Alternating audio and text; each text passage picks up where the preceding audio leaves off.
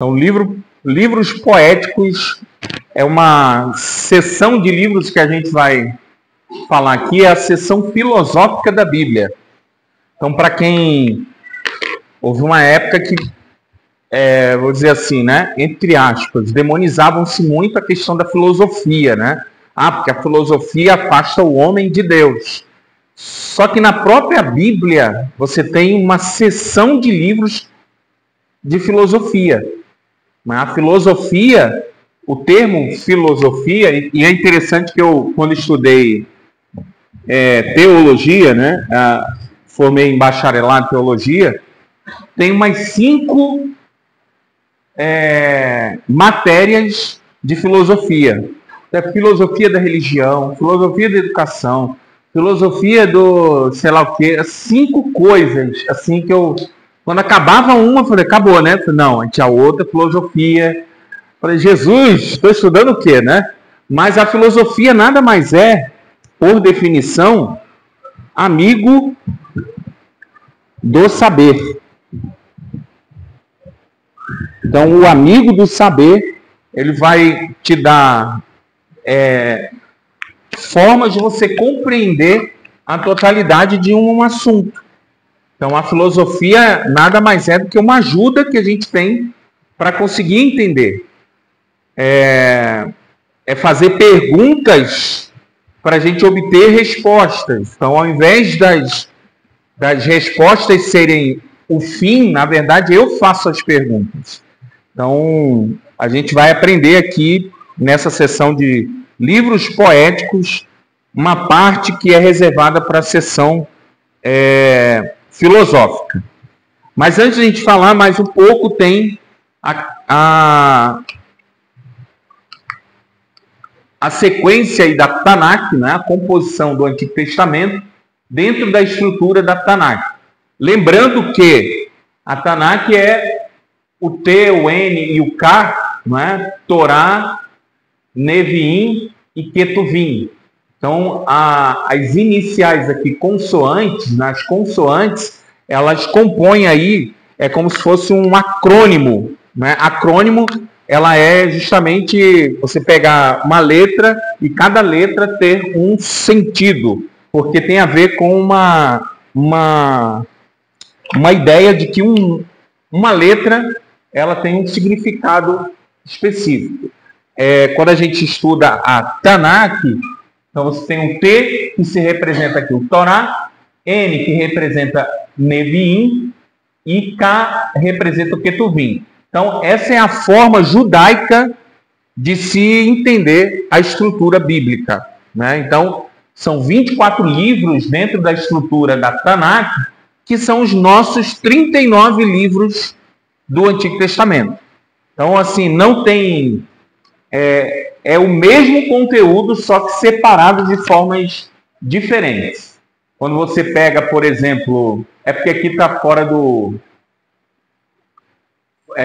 desarrumado aqui. Mas aqui você vai ter Neemias e Esdras como um livro apenas.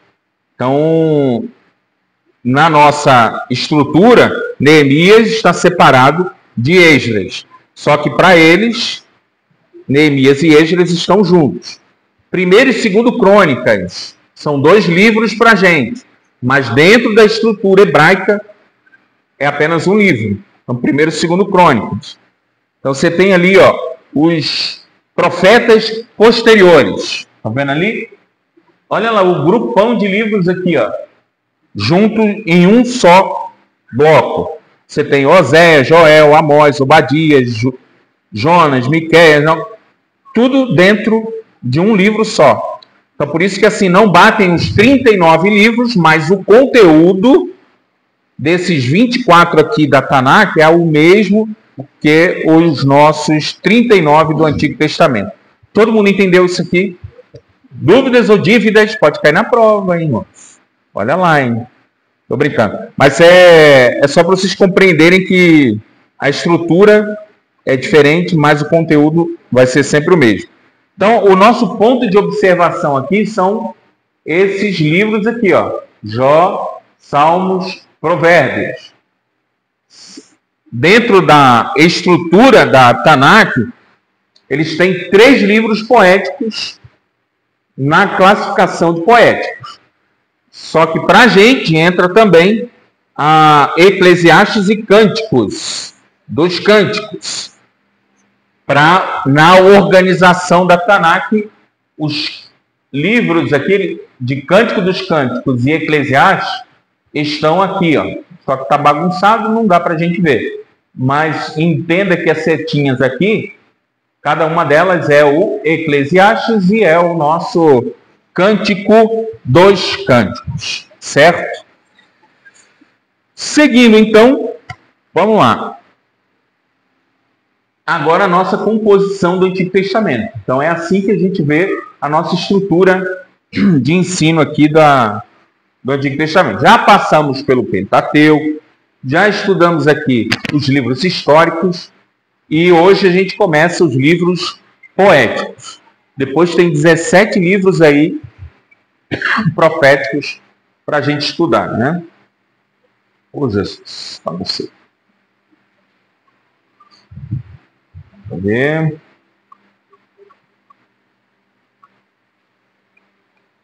Então, quais são os nossos livros aqui que nós vamos estudar? Jó, Salmos, Provérbios, Eclesiastes e Cantares de Salomão. Ali está Cantares de Salomão. Está errado? Não, porque em algumas Bíblias aparece lá Cantares de Salomão, não é verdade?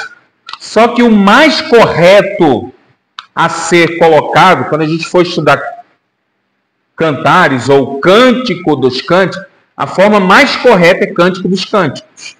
Por quê? Salomão vai escrever centenas de cânticos. Ele é autor de muitos cânticos. Só que a forma hebraica de se chamar esse livro, na verdade ela está dizendo assim, é o melhor de todos os cânticos. Quando a gente fala assim, Cantares de Salomão, está dizendo assim, é mais um cântico de Salomão. Só que a forma original, eles assim, é o melhor dos livros, melhor dos cânticos de Salomão. E aí por isso que a gente tem que chamar, a forma mais adequada é Cântico dos Cânticos. Porque é considerado como se fosse o melhor de todos os cânticos. Apesar de ser difícil a gente compreender a linguagem, né? Convenhamos, né? A mulher ser comparada como a égua de Faraó, né? O seu pescoço como a torre. Fico imaginando o seu olho como uma de uma pomba. É um simbolismo muito difícil de compreender. Mas a gente vai... Esquisito. Mas a gente vai estudar, vai tentar aprender, entrar dentro do mundo da poesia hebraica para a gente compreender. Tá? Porque na nossa forma poética da gente entender, a gente valoriza muito mais rimas, a gente valoriza muito mais o sonoro do que uma ideia. E aí, a forma poética dos hebreus tinha muito mais a ver com pensamentos, com ideias, do que uma forma mais bonita, prazível de se ouvir. Então, assim, tem uma outra forma de compreender. Tá? Então, por isso que assim, a gente vai ter que esquecer um pouco do que a gente sabe de poesia brasileira, portuguesa, para a gente entrar no mundo hebraico, para a gente compreender como é poesia dentro da Bíblia. Então, tem um universo novo que se abre para a gente descobrir. Tá? Então, a gente vai ter Jó, Salmos, Provérbios, cada um com um significado, né? E a gente vai falar aqui. Vamos aqui. Pronto. Dentre esses 5 livros, né, que a gente vai falar sobre poesia, livros poéticos, uma seção, nós temos 4 deles que são considerados uma seção filosófica. 4 desses 5 livros vão nos chamar a atenção para perguntas existenciais. São perguntas que vão fazer referência a nossa vida. Aí vai sair aí de cena Salmos, né? Já percebeu a ausência de Salmos aqui, né? Temos Jó, Provérbios, Eclesiastes e Cantares de Salomão, Cântico dos Cantos. Salmos é um inário, né? Então a gente vai falar também quando chegarmos aqui em Salmos, que é muito, vocês agora como seminaristas, né, vão precisar ter atenção a alguns detalhes que de repente alguns já têm essa atenção. Salmos não tem capítulo. Então você não pode dizer assim, Salmos capítulo 23, versículo 1, o Senhor meu pastor, nada. Salmos é um inário e, portanto, não pode ser chamado Salmo capítulo 23.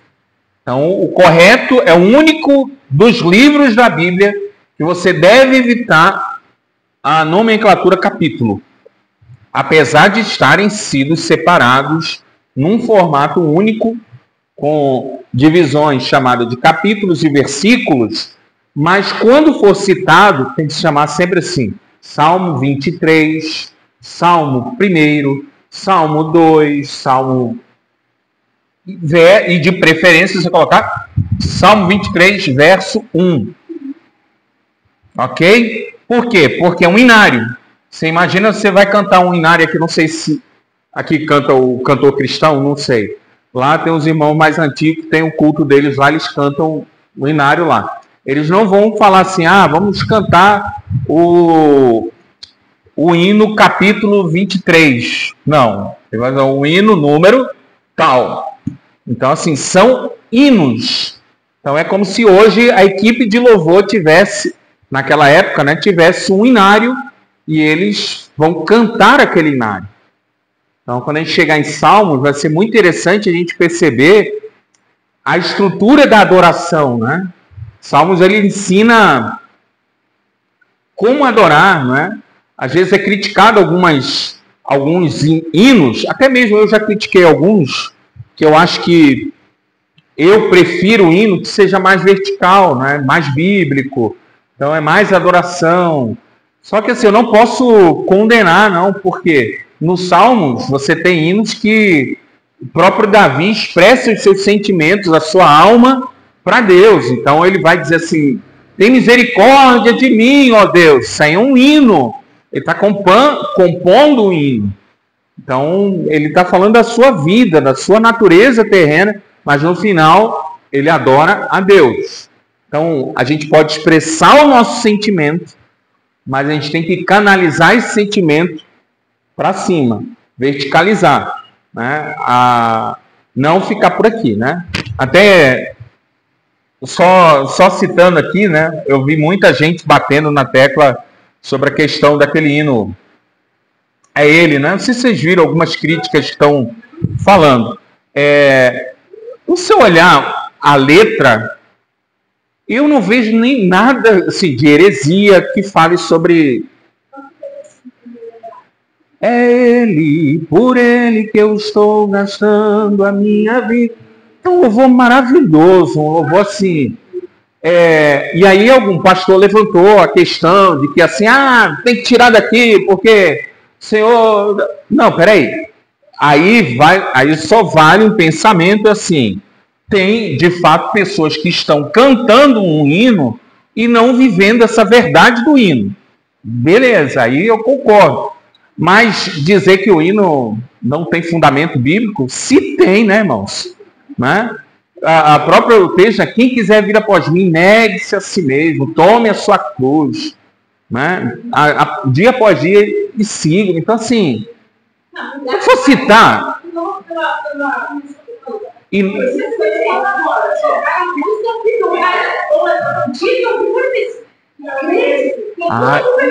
Não, e tem uma história por trás dessa música. Eu não sei o nome dele, mas ele, quando ele foi compor esse hino, ele ficou uma semana isolado todo mundo. E ele foi orar e orou, jejuou, Senhor, me dá um louvor que impacte tal pessoas e tal. E aí Deus deu essa composição para ele. Ele escreveu, é ele. Aí ele vai escrever e ele pegou, ele poderia ter, quando ele vai fazer o registro dessa música, ele não coloca no nome dele, ele vai colocar no nome da igreja. Então, tudo que de música que toca, de Spotify, vai tudo para a igreja, para reverter na obra. Então, assim, ele não ganhou R$1 com aquilo. Aí tem outro detalhe também, que ele poderia ter colocado num dia, que aí, dentro das redes aí de música e tal, né? Eles têm uns dias e horários específicos, que se você colocar ali, há uma probabilidade muito maior de alcançar mais pessoas. E aí ele falou assim, ó, como vai ser de Deus isso, esse lançamento, eu não vou colocar nesse dia, eu vou colocar no pior horário que é para publicar. Só para que as pessoas vejam que assim, não é nada humano, isso aí é coisa de Deus. Aí ele colocou, tipo assim, num dia que é totalmente provável e tal, que a música explodiu, né? E não só dentro do Brasil, mas até para fora também. Algumas pessoas já estão pegando versão da música e cantando lá fora. Então, assim, tem uma história por trás, né?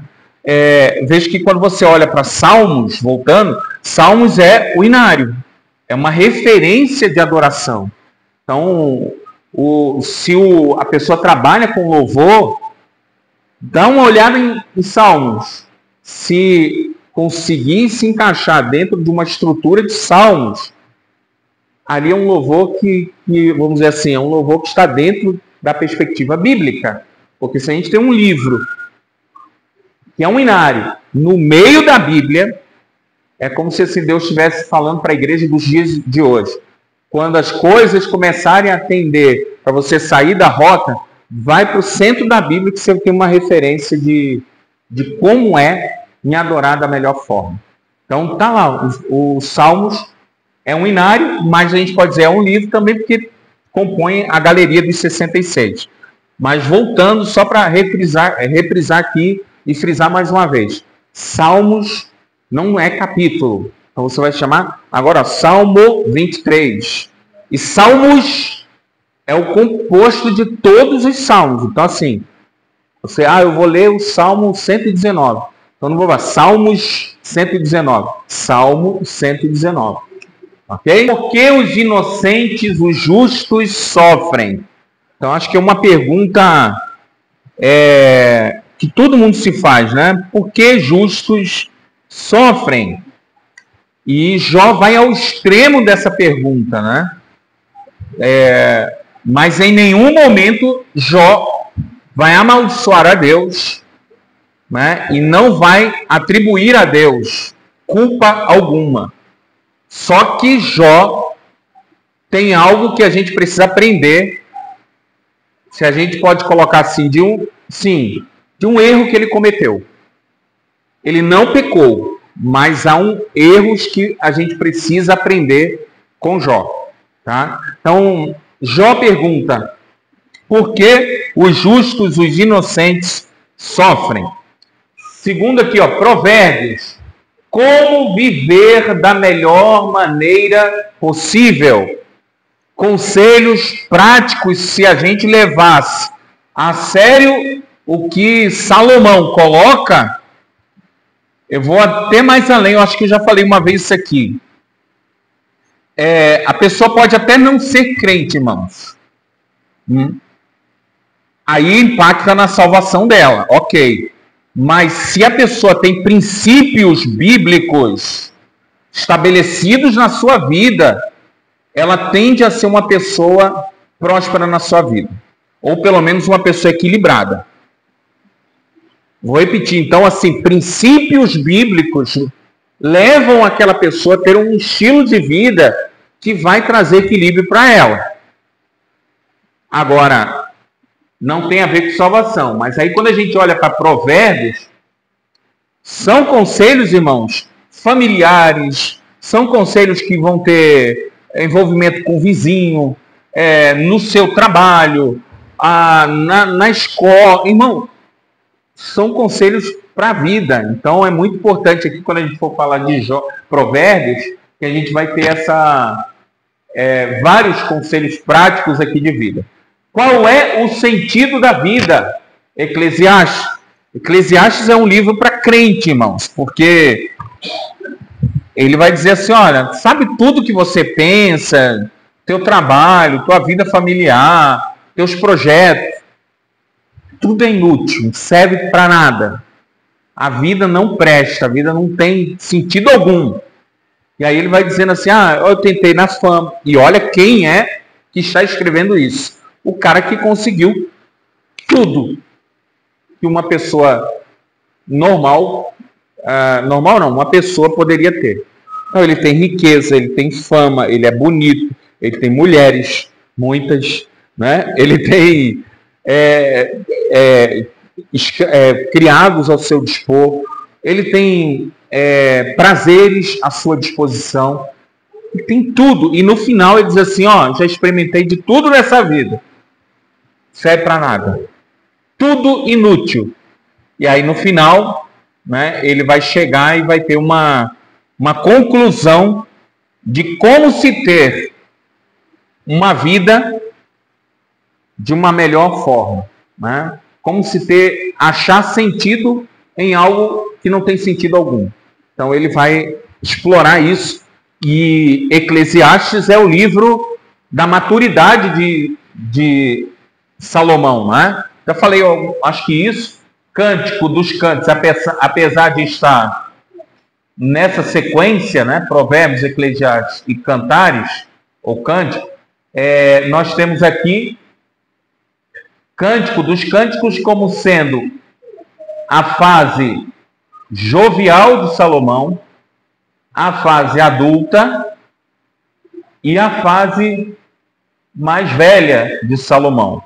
Então, cada um desses livros que Salomão escreve representa um período da sua vida. Cântico dos Cânticos é o apaixonado, né? É o Salomão em que ele vai conhecer o amor, né, pela sunamita. Aí depois você tem Provérbios, a fase adulta, né? Ele dando muito ouvidos aos conselhos da sua mãe, né? Há muitos conselhos que ele está obtendo na sua fase adulta. E Eclesiastes é o ancião, né? Que lá no capítulo final é um capítulo poético, assim, de uma beleza.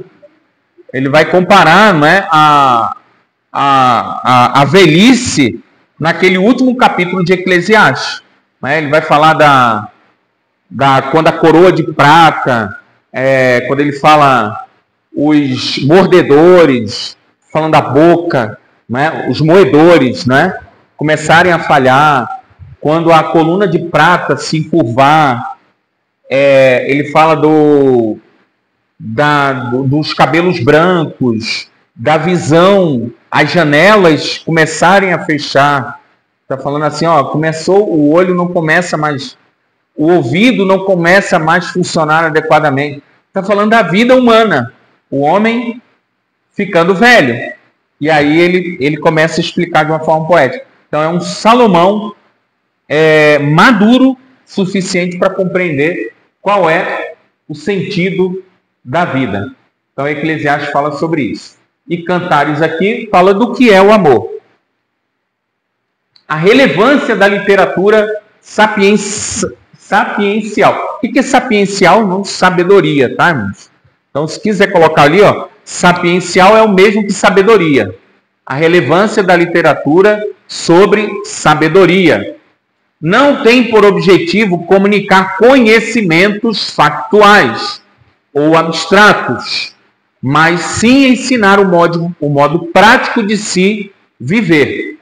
Então ele não tem aquela ideia de, deixa eu colocar fatos, argumentos, para que você compreenda como viver da melhor forma. Não, ele vai trazer conselhos práticos, e aí esse é o objetivo dessa relevância aqui, dessa literatura. É a prática do conteúdo, manual de instruções para a vida. Então, todo produto tem um manual. Então, na Bíblia, Deus reservou um manual para que o homem possa se dar bem aí nas suas áreas, na área social, na área espiritual, profissional, familiar. Então, todas as áreas da vida do homem estão inseridas aqui no estudo aqui dessa literatura. Seguir. Aí está chegando uma parte que a gente vai falar aqui bastante, né? Sobre como compreender a poesia hebraica. A poesia hebraica, ela tem 3 pilares, por assim dizer, né? São 3 colunas na estrutura da forma de compreender. A primeira, a forma literária, tem a ver com a construção do texto, né? De acordo com objetivos, características próprias, a linguagem elaborada de forma a causar emoções no leitor. Então, a literatura hebraica, ela passa por esse estilo, né? Essa forma literária que tem a ver toda essa construção do texto. Segundo é a elegância do estilo. Eles chamam a outra forma de se trazer a nomenclatura desse elegância de estilo. Eles dentro uma outra forma de você chamar esse nome, segundo o dicionário, vai dizer estilística. É a arte de escrever uma forma apurada, elegante. Então, estilística é a arte de escrever de forma elegante. E aí eu coloquei em destaque, porque a gente vai trabalhar muito essa aqui, a paralelismo de ideias. Paralelismo, esse sentido de ter 2 linhas paralelas, é que eu queria chamar a atenção para vocês, que é a base da compreensão da estrutura da poesia hebraica. São 2 ideias, e aí são 2 linhas, que uma vai... Aí você tem 3 formas aqui que a gente vai falar. Uma vai estar encaixada à outra, ou em 3 formas. Calma que a gente vai passar uma por uma, só estou pincelando. Então, o paralelismo, ele vai repetir o que está na primeira linha, ou vai contrapor-se, ou vai dizer não, do tipo assim, a mulher sábia edifica o seu lar, a tola a derriba. Isso é poesia. E é o paralelismo, só que é um paralelismo que tem a ver com a contraposição da primeira linha. Calma que isso é um pouquinho complicado de entender, mas a gente vai chegar lá. E por fim, você tem uma terceira forma de paralelismo, que é a forma de você acrescentar algo. Já viu o coro sintético? O que é um coro sintético? É um coro que é acrescentado algo que não é natural. Então, ele é inserido mais alguma coisa na composição daquele coro. Então, no paralelismo, você tem a ideia do sintético, que é acrescentar mais alguma coisa na segunda linha. Então, eu tenho uma primeira linha, define uma ideia, ela vai ou repetir, ou se contrapor na segunda linha, ou ela vai acrescentar algo. Então, são 3 coisas aqui nessa segunda linha que vai fazer referência a essa primeira. Vamos lá por partes. Então, é o nome dado a essa principal característica do pensamento ou na linguagem de uma frase a outra. Passando. Então, aquilo que eu falei aqui, é um funil, né? Então, você tem uma ênfase, eu vou acrescentar algo, ou eu vou, eu vou acrescentar algo, repetição. Então, eu vou repetir de uma outra forma, mas eu vou pegar a ideia central e eu vou repetir aquela ideia na segunda linha. Ou eu vou dizer assim, não, é isso, mas isso aqui é isso, é outra coisa. Então, é o contraste de ideia. Isso vai se chamar aqui embaixo, aqui o funil, paralelismo. Então, paralelismo é essa ideia da poesia hebraica. Vamos seguir aqui, ó. Então, os três tipos que foram citados ali, o de ênfase, repetição e contraste, a gente tem aqui, ó. O primeiro, repetição. Aí a gente tem ali o paralelismo, sinônimos. Quando a segunda linha repete a primeira com palavras um pouco diferentes. Então você pega alguns salmos, por exemplo, o Salmo 8, versículo 4 diz assim: que é o homem mortal para que te lembres dele? E o filho do homem para que o visites? Veja que ele vai quase que repetir a mesma coisa, a mesma ideia. E aí, quando você tem um salmo com essas características, em que vai repetir um pouco diferente a palavra da primeira linha, você tem ali um paralelismo sinônimo. Os céus declaram a glória de Deus, e o firmamento a obra das suas mãos. Salmo 19, versículo 1. Salmo 91, versículo 2. Direi do Senhor, Ele é o meu Deus, o meu refúgio, a minha fortaleza, e nele confiarei. Salmo 91, versículo 2. Então você tem ali exemplos. Quer ver um outro aí que não está ali? Salmo 15, versículo 1. Salmos 15, versículo 1 diz assim, ó. Senhor, quem habitará no teu santuário? Quem poderá morar no teu santo monte? Você imaginava que isso seria poesia? Mas para os hebreus isso é poesia. Então é um tipo de poesia com uma característica de paralelismo. Paralelismo sinônimo, em que repete a primeira com palavras um pouco diferentes. Depois nós temos a antitético. Aí antitético você lembra de uma pessoa antipática, né? Porque uma pessoa antipática é não, né? Contra. Então é aquilo que é do contra. Tinha uma época que eu chamava minha filha de DC. Eu falava, vem cá, ó, DC, que era o do contra, né? O do contra é que vai sempre ter uma ideia contrária àquela inicial. Então a gente tem aqui, ó, o antitético. Antitético, oposição. Eu acho que das três, a mais fácil de você localizar em alguns textos bíblicos é essa antitético, porque ela vai fazer uma contraposição àquela primeira afirmação. Então você tem ali, porque o Senhor conhece o caminho dos justos, porém o caminho dos ímpios perecerá. De madrugada floresce e cresce, à tarde corta-se e seca. Então percebe que assim, ó, florescer, crescer, aí corta-se e seca. Então é uma oposição àquela frase inicial. Outros textos, você tem vários aqui, ó. Salmo 37, versículo 21. Ó, Salmo 37, versículo 21.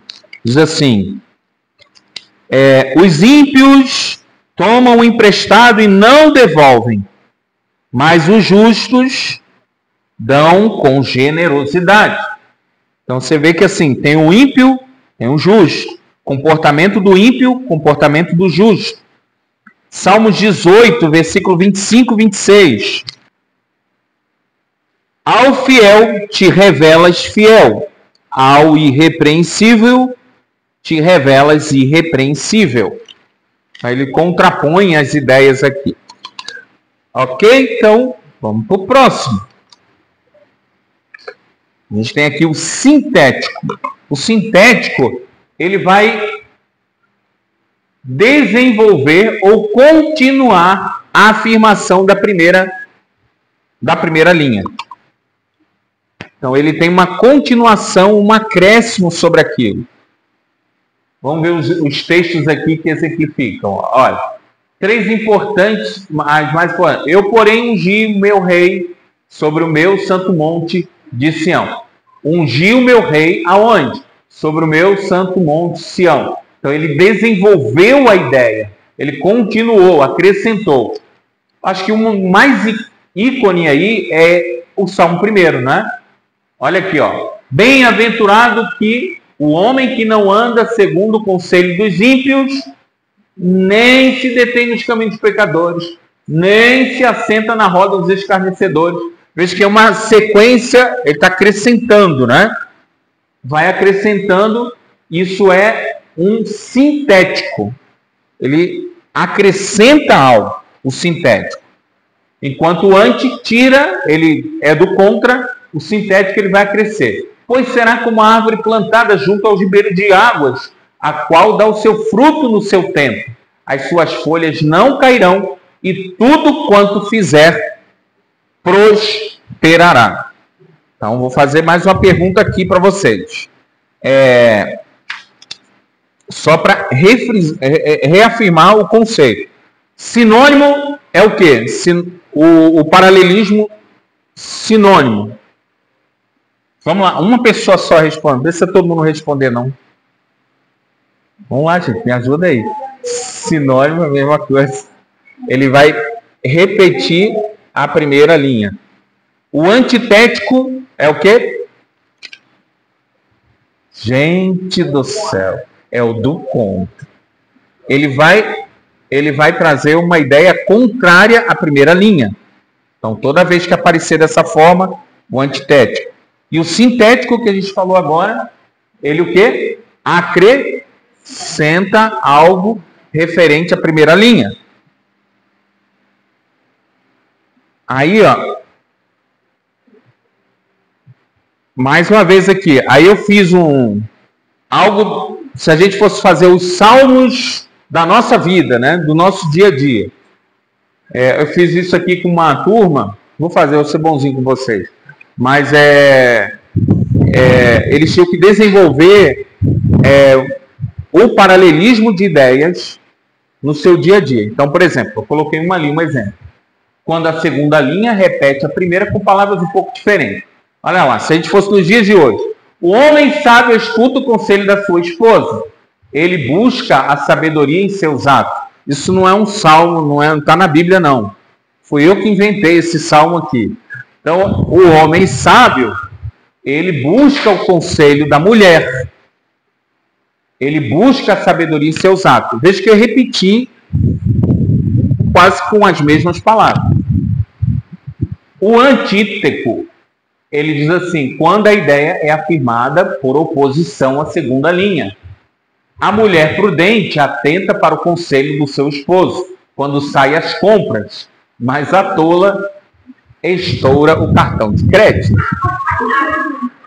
Então é um Provérbios de Eber, né? Quando você tem aqui a ideia contrária à primeira linha.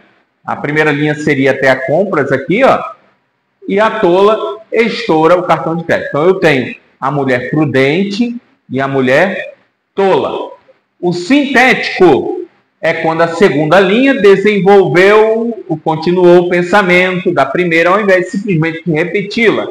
O homem sábio atenta para o olhar da esposa. Ao término do almoço, ele retira os pratos da mesa e os lava. Entendeu aí, meus irmãos? Então vejam que assim, ele desenvolveu, né? Ele atentou, né? Ó, ao olhar da esposa, comunicação não verbal. Tipo assim, quero ver tua reação agora. Aí ele vai o quê? Ao término do almoço, ele retira os pratos da mesa e vai lá lavar os pratinhos. Então ele está querendo alguma coisa com a patroa, né? Ele, pelo menos, não arrumar confusão já está bom demais, né? Então, a mulher, veja que assim você tem um exemplo prático E aí, irmãos, eu vou querer que vocês agora, vocês desenvolvam isso agora mesmo. Eu quero que vocês tentem observar esses conceitos, e aí eu quero que cada um, não vai dar para todo mundo falar, mas eu queria que vocês pegassem assim, um antitético, um texto na Bíblia, em que você conseguisse localizar e dizer assim, esse tem uma característica, paralelismo, antíteco. Esse tem uma característica sintético ou uma característica sinônimo. Então, assim, vou dar um minutinho para vocês localizarem ou com alguma dessas características você vai dizer assim, pastor, achei esse aqui e esse aqui se encaixa com o antitético. Aí a gente discute aqui se está certo ou não está. Fala.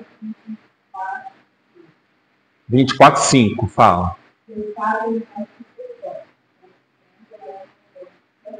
Exatamente. Né? Ele repetiu a ideia inicial, dando quase que a mesma posição na primeira linha. Entendeu? Quer falar, irmão? Pode dizer. Bom.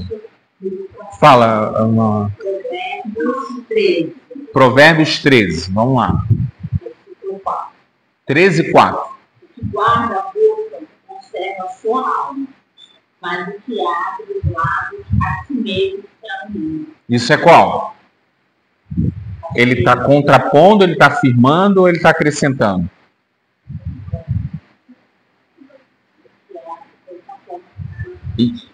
Isso, exatamente. Ele contrapôs, né? Repete mais uma vez, pastor. O que guarda a boca O que guarda a boca conserva a sua alma, mas o que muito abre os lábios se anima. Então, é uma ideia oposta à primeira linha. Então, antíteco, né? Acho que alguma... porque tem hora que ele aparece antitético. Mais alguém quer acrescentar algo aí? Falar? Algum versículo que vocês encontraram? Tem aí, Dani? Nada? Ninguém? Eu vou apontar, hein? Já está olhando para mim e se acusou. Thalita, isso, vai Thalita, fala um versículo aí.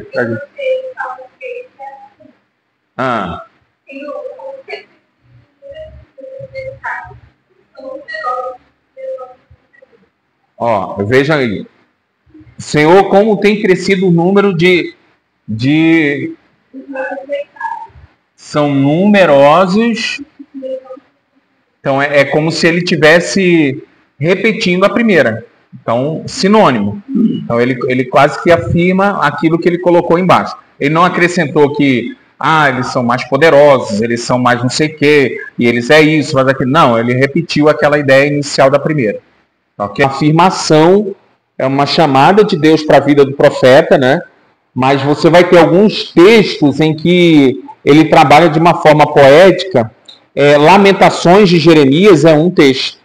Ele diz assim: as misericórdias do Senhor são a causa de não sermos consumidos. Elas renovam-se a cada manhã. Então você tem assim uma forma poética em que Deus está falando. Então as misericórdias do Senhor são a causa... Elas se renovam a cada manhã. Aí você tem um acréscimo de uma ideia. Você tem assim, não sou consumido. E aí ele diz assim, como é? As causas se renovam a cada manhã. Então ele acrescenta ainda mais uma ideia. Então é mais nessa forma de você ter um texto de uma forma que apresente uma ideia. Então, a poesia ela é baseada em ideias e pensamentos. Fala, meu querido. Primeira Samuel, 15, versículo 22, parte B. Fala aí. Isto obedecer é melhor que o sacrificar. Boa, sim. Ouvir é melhor que a gordura de caminho. Exatamente. Aí você também tem uma poesia, né? Sintética. Ele acrescenta mais alguma coisa, né? Ele vai dando uma ideia mais aprofundada. Entenderam, irmãos? O conceito é esse. Então, o pensamento é a forma de ele exercer a poesia dentro da Bíblia. Não apenas como a gente tem, né? A nossa forma de poesia é com ritmo e com rima, né? Com uma poesia muito conhecida, que eu não sei ela toda, mas assim, ela fala assim: a minha terra tem palmeiras, onde canta o sabiá. As aves que aqui gorjeiam, não gorjeiam como lá. Aí só essa parte aqui que eu me lembro. Então assim, você tem uma rima e sonoramente fica agradável, né? Então você tem uma forma poética assim, que baseia-se em ritmo, mas sobretudo em rima. Só que para eles não. Então eles obedecem toda uma ideia, um estilo deles próprio. É a repetição harmoniosa dos sons, sim, o subir e o descer da voz, numa harmonia expressando espírito animado, segurança, calma, excitamento e lamentações. Vai ficar muito interessante quando a gente falar sobre salmos. Algumas palavras que a gente... Por que tem lá Selá em salmos? Agora eu esqueci os outros termos. Mas são tudo termos musicais que diz assim, pausa. Então eles estão cantando, dá aquela pausa. Depois eles voltam a cantar novamente. Aí tem uma terminologia que eles assim, aumenta o som. Então eles aumentam o som, daqui a pouco ele diminui o som. Os salmos, quando a gente lê como um texto, só que, volto a dizer, é um cântico. Então algumas palavrinhas ali a gente vai estudar quando for falar sobre salmo. É uma poesia, mas é uma poesia cantada. Então eles obedecem aqui o ritmo. Expressão figurativa. Isso a gente vê muito em Cântico dos Cânticos, né? Figurativa. Analogias, comparações por figuras de pensamento, dentro das formas básicas de símile, metáfora, as figuras de linguagem, né? Personificação, apóstrofe. Irmão, isso aqui eu tenho até pesadelo, né? Quando eu estudava português lá no ensino médio, misericórdia. Isso aqui são as figuras de linguagem em que você... cada uma delas tem um sentido, só que quando a gente estuda poesia hebraica, eles entram muito em cena, né? Agiógrafos. O que é agiógrafos? Do grego, agios, sagrado, grafos. Então, a base da profecia, da poesia hebraica, se envolve nesses três aspectos também. Ok? Então, pausa no assunto. A gente volta com Jó. Já vamos para o livro de Jó depois do intervalo.